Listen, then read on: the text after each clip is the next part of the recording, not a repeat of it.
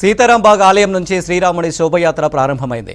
లక్షలాది మంది రామభక్తులు తరలివచ్చారు. కోటిలోని హనుమాన్ వ్యాయామశాల మైదానం వరకు శోభయాత్ర కొనసాగనుంది. దాదాపు 15 గంటల పాటు కొనసాగనున్న ఈ శోభయాత్రకు పోలీసులు పటిష్ట బందోబస్తు ఏర్పాటు చేశారు.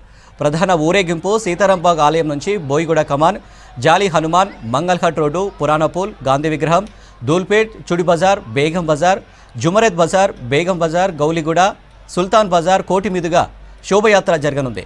ఊరేగింపు ఉన్న రూట్లలో ట్రాఫిక్ ఆంక్షలు ఉంటాయని హైదరాబాద్ సిపి కొత్తకోట శ్రీనివాసరెడ్డి ప్రకటించారు.